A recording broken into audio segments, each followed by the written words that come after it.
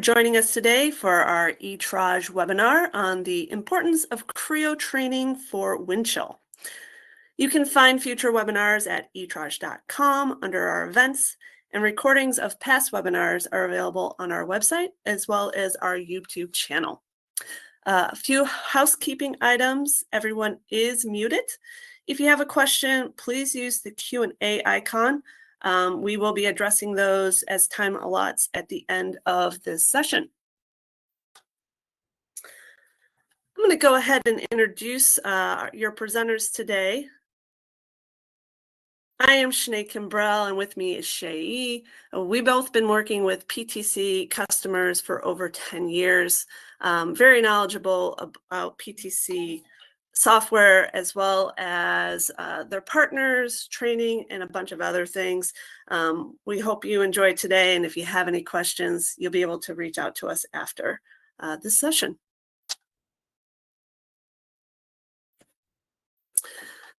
So I will go through a couple slides just as an overview of ETRAGE and all the things that we offer, and then I will hand things over to Shay, who will go through how Creo and lack of Creo knowledge can impact working with inside of Windchill, and then we will do a Q&A at the end.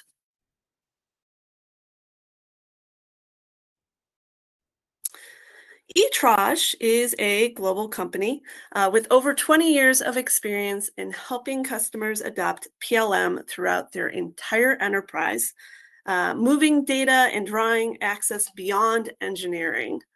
For most companies, adoption is not a one-time event. This is an ongoing, continuous improvement. As a PTC technology partner, we continue to develop solutions as well as support Creo and Windchill as companies continue to move towards a complete digital footprint and away from paper and isolated databases. ETRAGE is focused on this continuous PLM adoption for all size companies that design and manufacture products. We like to help tackle challenges in design thread adoption by eliminating data silos, integrating legacy data, supporting standardization, automation, enforcing data governance, addressing scalability as your company grows, and mitigating security risks. We do this by addressing systems, management, and end user needs. And today we'll look at end users with a focus on training.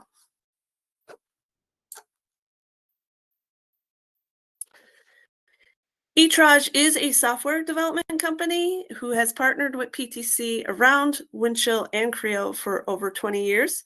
You can learn more about our software and service solutions from our past webinars. These are located on our website at etrage.com. Today, we will focus on ETRAGE training for both Creo and Windchill. And I'll talk you through some of our logistical options before I hand you over to Shay, and he talks through the whys training is so important. So ETRAGE does offer in-person and virtual attendance for all of our classes. Our website currently has public class dates available for the next 4 to 6 months. Students can attend by traveling to us. Currently, we're holding classes in Cleveland and Cincinnati, Ohio.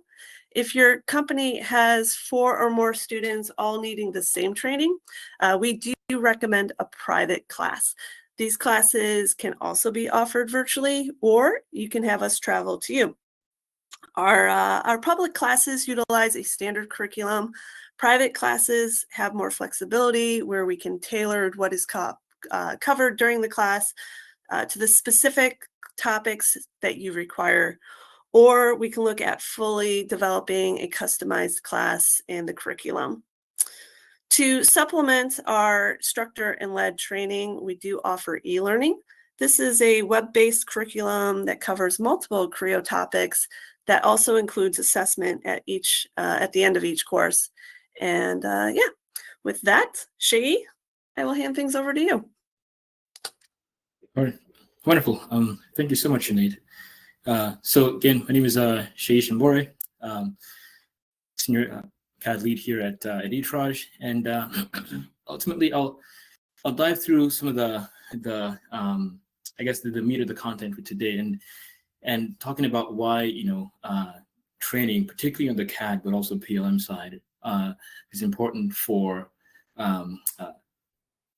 CAD not only CAD adoption, but also it can be a cause for many of the issues or problems you see on the PLM side in Windchill, and why effective training could on the CAD side could reap benefits throughout the enterprise, right? Even on the PLM side as well. Right? And oftentimes, and I'll start by talking through how essentially in this case you'll notice there are many common errors or issues that happen in PLM in Windchill that when you look back and you pull the onion layers, a couple layers deep, have their roots in issues that stem from the CAD side, right? And so you could talk about, for example, maybe failed publishing jobs from the Windchill CAD worker, right? Or maybe things like workspace conflicts, or sometimes your Windchill workspace taking a long time to load, right? Or so workspace performance issues, and that can impact the day-to-day working of a CAD designer, right? And so if you think about it, any simple check in, check out, file retrieval action takes way longer, right? Meaning the time they spend designing is significantly increased by and it's behind the scenes system things that the end user cannot really they're impacted by, right? And at that point they can't really do anything to minimize the issue, right? Or another one, it could also be things like inconsistency in company drawings, right? Where I think we had a prospect come talk to us where it's the same company, but yet if they create a drawing set, for a particular customer, because some set of drawings are manufactured in Poland and another one, and some are manufactured in Portugal, for example, the drawings are inconsistent in terms of their notations, because the different divisions of the same company with the same logo have different drawing standards that they and they're not all centralized or synchronized on one common drawing standard, right? And again, that can become an issue in terms of how they then present themselves to the market, right? And so the impact of all these different issues, right, is ultimately, depending on what the issue is, number one, it's time and or money to rectify the issue, right? And also potentially scrap or rework, right? Due to if you're manufacturing incorrect parts, right? And so an easy example, if you're if a part that's currently released undergoes an ECN and there's a new revision of that part, right?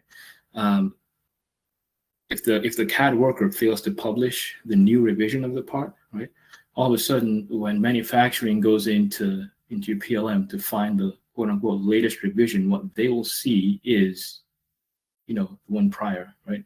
And they pull that, start manufacturing and cutting steel to the prior one that does not have the revised changes in it, right?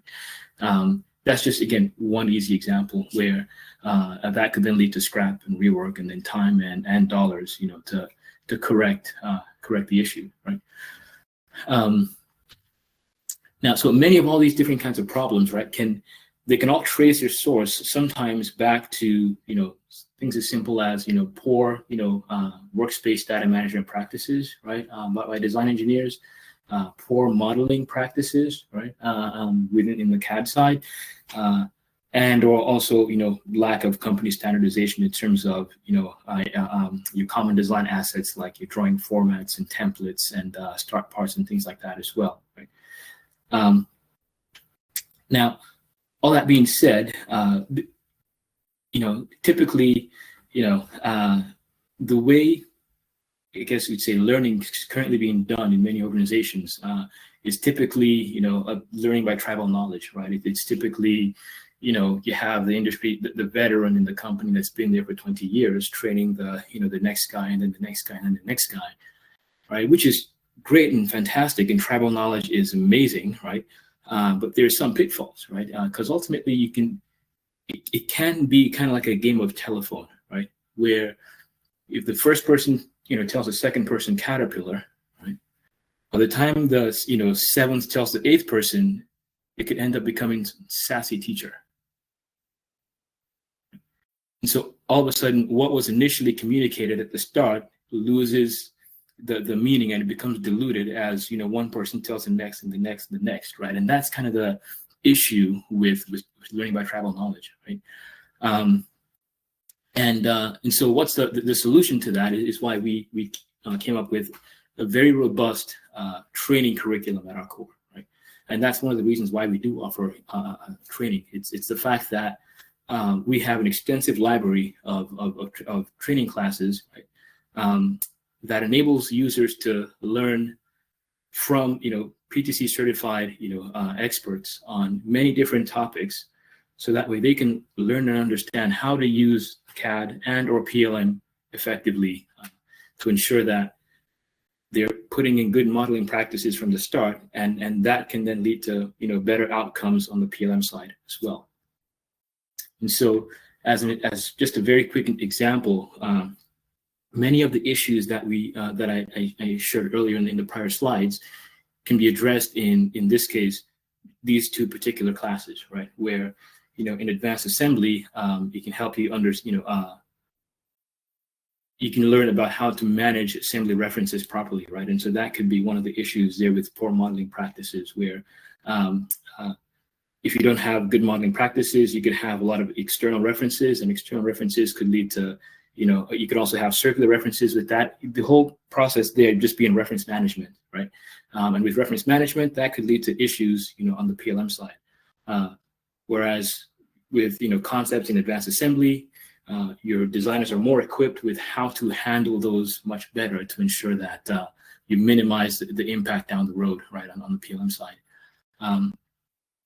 And also another example being, the CAD data management, class as well, where, and that's typically a one-day class or two-day class. So we teach users, how to handle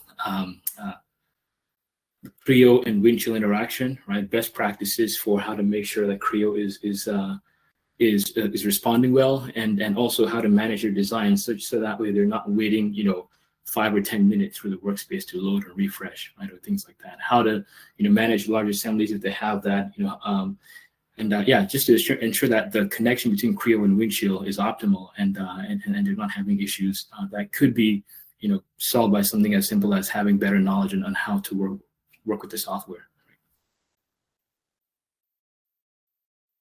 Now, all of these training classes are things that we can offer both instructor-led, as Sinead mentioned earlier, right? Or we can also do this, as self-paced e-learning as well. Right? And we can also offer this in our private training, right, at your facility, or we can do it in the public class as well. Now, this is just, again, a current sample of what we offer in terms of our training solutions. You can always get the full list, at our website, which is shown in the bottom right over there. And so, but all that being said, by way of introduction, now let me show you what I mean by, okay, well, some of these issues could be caused, on the CAD side, it could lead to issues on the PLM side, right? So I'll talk about, these are some screenshots here of technical support articles and tickets from PTC's knowledge base. And these are, articles where a user experiences an issue, files a ticket with PTC, and they have a description of what the issue is, and potentially then what the cause is, and then maybe a root cause solution, right? And in this example here, you could see, a user, there's a save as of an assembly that fails, with a circular dependency message, and this save as is being done, in Windchill, right? And if you read the description there at the bottom, right, the issue is because of a circular reference or circular dependency message, right? Which again, knowing how to manage external references, right, could alleviate this entire issue. Here's just another example where, in this case, the Windchill method server crashes, right, as a result of there being, a circular reference in the BOM. So that, in and of itself, could then lead to, bigger issues down the road when it comes to even something as simple as Windchill accessibility. And another example over here is, okay, well, the, method server, again, the powering Windchill, right, ran out of memory, right? Well, why did that happen? There's a huge, gobbledygook of Java errors, right?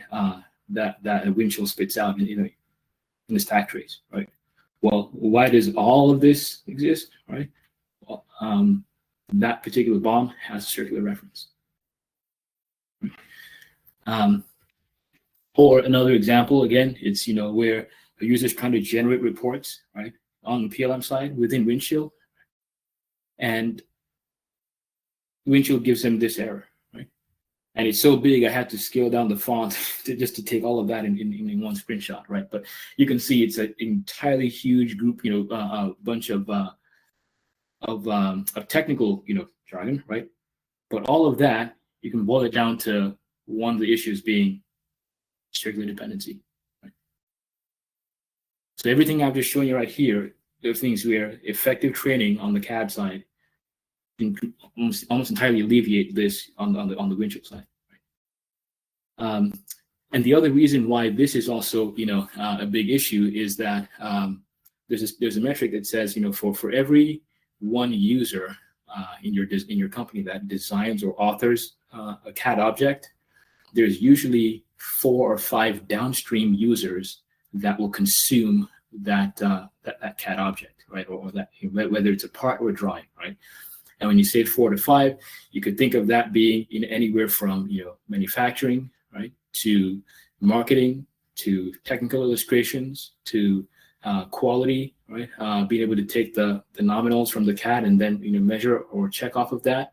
You could think of that as your sales, being able to pull drawings or technical sheets to present to customers to show them variations or differences, right? You could think of that also as the aftermarket team, right? Or after sales and support services, right?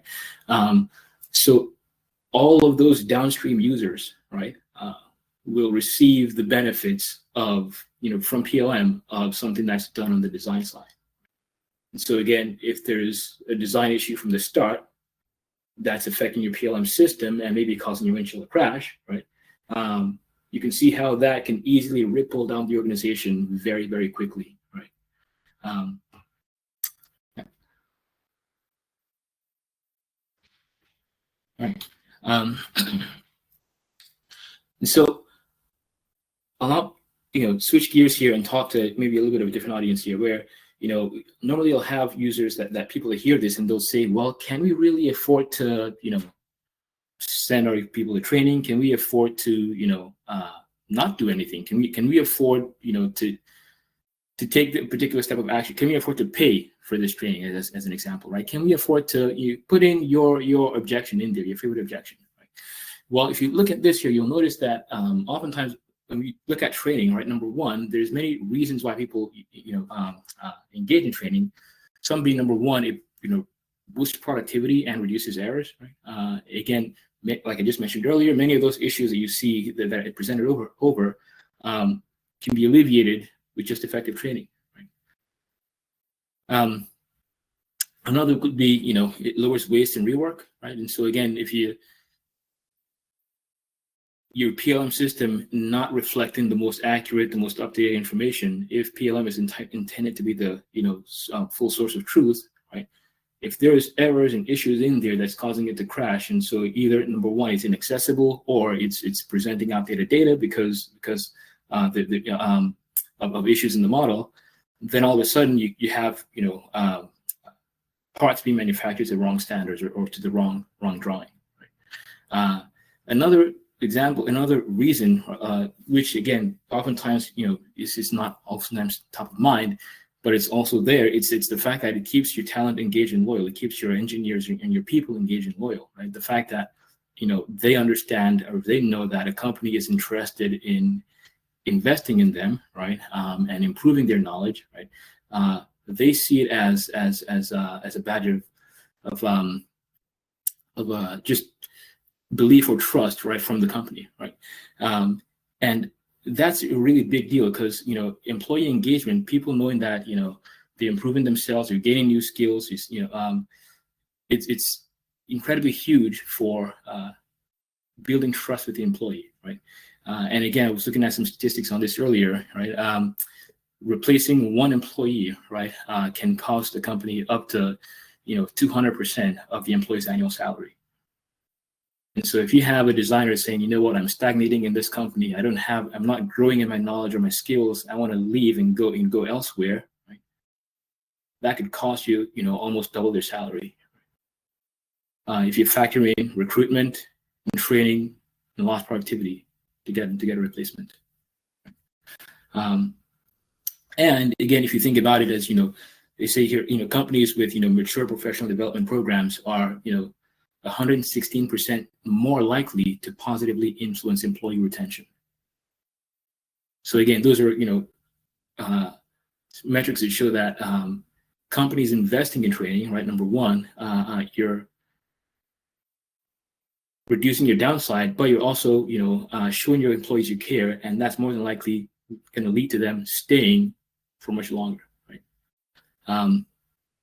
There are also, additional metrics in here where these are, surveyed from, manufacturers, right? That provided, hours and hours of training per, employee, and what they saw is in this case, increased profit margin by, by 20%, right?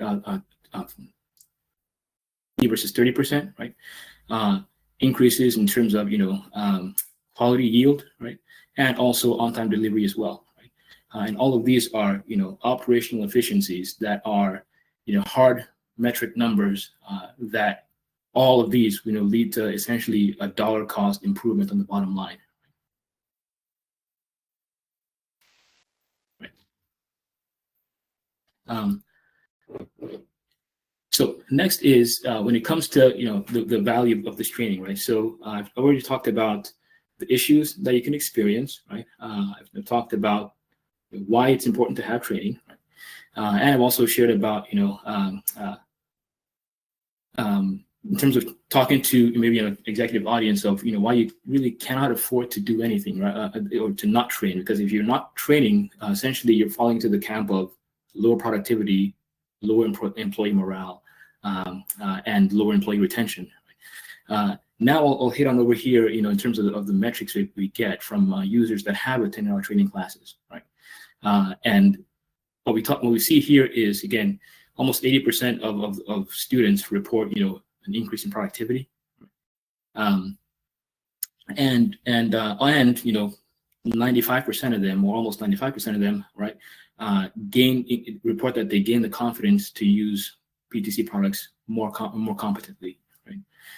And again, 80% of them, acknowledge that the instructor, tweaks the class to meet their needs, right? And they can ask questions and get immediate feedback. And that's one of the benefits of doing instructor-led training. That's one of the reasons why it's so valuable, is the fact that no instructor-led class is ever the same. It's ever cookie cutter, right? Because oftentimes the students can come in with their questions of, hey, in our company, we do it this way, right? A, B, and C. Another student comes in our company, we do it this other way, A, C, B, right? Can you show us how we can use the same software and the same tools, right, to achieve our company or our business goals, right? And these are things that our instructors are more than happy to delve into, and to ensure that by the end of training, right, each student is fully equipped to go back to the company, right, and they're very confident to use Creo, use whatever PTC software it is, right, and be very confident doing that, and to again reduce their time modeling, reduce errors, and all of that leads to ripple effects in terms of the company bottom line. So all that being said, I'll pause here and we'll see if there are any questions. Thanks, Shay. Yeah, if you do have a question at this time, please use that Q&A icon on your screen. And while we wait to see if there's any current questions, Shay, you want to move over to some of our frequently asked questions that we get? Yeah, absolutely. So, Shay, I know I've heard this one a lot. where people will say, yes, we believe in the training. We know that it's super valuable, but I don't want to lose an engineer for a day. What should we do? Well, I guess I'll say that's a great question, right? I'd say first thought that comes to mind is yes, if you're not wanting to lose an engineer for a day, if you're thinking about maybe the cost, maybe the impact to manufacturing, or maybe having to stop work, or if people need to rely on that engineer to ask questions or things like that, there's a lot of critical things that essentially are on pause if the engineer's out, right? Well, number one, what I would say to that is, if you don't do anything, right, if they don't get trained, right, you're already paying for the cost of them, potentially using poor modeling practices and within your model, right? There's already a cost associated with that, as you saw in the prior slide, where in terms of issues with not only in your PLM system, in terms of regeneration time or things like that, but also issues with that will eventually lead to dollars and cents, right? And so you're already paying for the cost of not training them, number one, if you don't do anything. But also number two is we can be very flexible in terms of working with you in how to schedule that training. Right? So could it be that we could accommodate your training when business is slow? Maybe there's a planned shutdown of the manufacturing facility for maintenance purposes, or maybe there's a slowdown period, usually during the festive season around December, January or so. Maybe we could take advantage of, okay, there's not much going on, and so let's get training then, right? We could also come to you as well, right? And oftentimes I've found that that works quite well if it's a private training at your facility where we could cater lunch in as well, and so at some point during the day people can pop in and ask questions of the design engineers, right? Get their answers met, and then we can still continue on with class, right?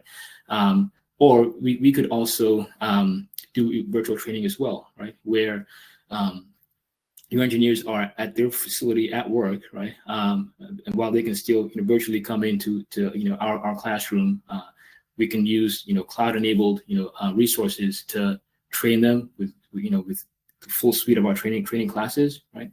And to ensure that they're still there physically if a real person needs to get a hold of them to say, hey, so and so line is down, can we get your help on this, right?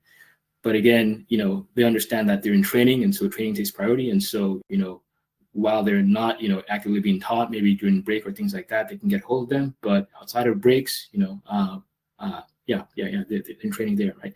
And so, all that to say, we can work around, not losing an engineer for that, for that time, in terms of, whether it's them being at your facility, working remotely or virtually into our training classes, or we come to you, or some combination of those kinds of solutions. So the best thing I would honestly say is to call our training team, and we usually are very good at finding some creative solution that works. Agree with all of that.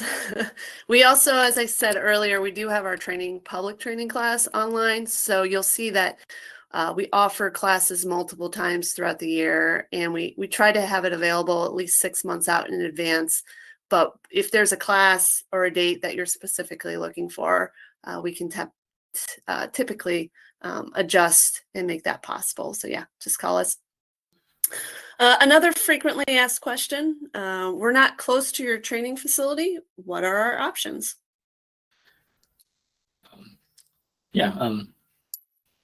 Great question. So again, with that, it's in that case, you're more than likely then looking at something that's typically like a private training class, right? Where we can come to you, right, and still give you the training that you need, or we could also point you in the direction of virtual training, right? Where in that case, it's as simple as your students clicking on a link, they're sitting at their office desk, and they get to see us, hear us as we train them, and they also get to do lab exercises,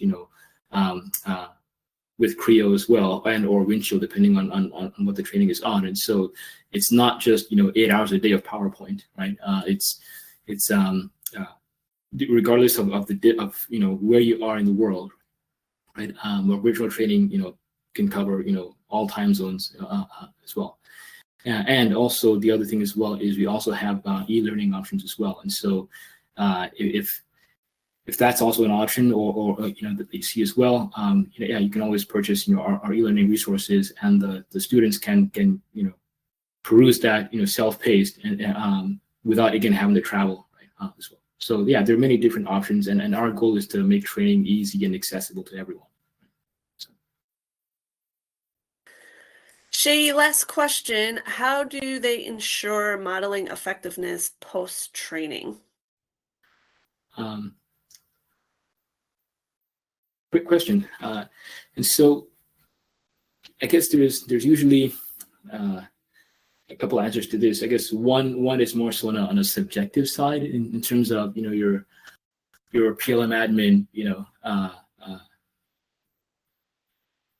having I guess having better sleep, I should say, in terms of not having to deal with a lot of the fires from Windchill has crashed or publisher has crashed for such and such and such reasons, where they then have to go back in and undo the issue in the first place, or have to then build scripts to manage the issues, right? So number one, there's a subjective side to you'll have less time spent within the organization chasing these fires, right, and remediating the mistakes of poor modeling to begin with. But then there's a more objective side to that, which is one of the services we offer is model check implementations. Right now, model check is a software that PTC has that's, I think it's been free in Creo for probably the last 2 decades, and not as many companies take advantage of that, right? And it's a software that's designed within Creo to check for and enforce modeling standards or practices. And so this is something where we could work with you to, for example, implement model check pre-training, right? And to see, and that would be then to see the effective how effective your users currently are, right? And then get them trained, and then afterwards, see the delta in terms of how they improve in terms of their modeling practices, and you could see a clear delta or improvement in terms of post-training model check reports. There's X number of errors in their models, which are typically much significantly lower than pre-training as well, right? And so there's an objective side to that question. There's a subjective, yeah, your employees will spend less time battling fires and more time actually pushing out new product and new innovation, right?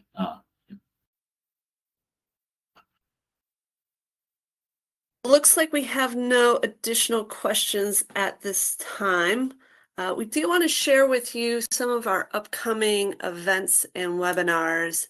If you're in the Northeast Ohio area this Friday, we will be at the PTC user group at Case Western Reserve University.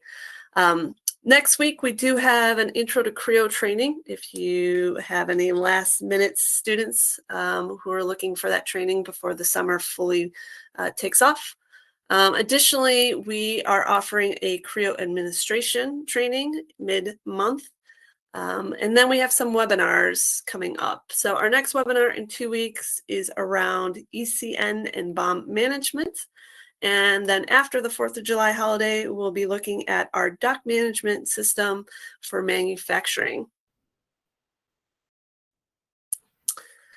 We'll leave you now with some of our contact information. If you have any questions that arise after the webinar, feel free to reach out to Shai or myself. Happy to talk about training or anything Creo Windchill related.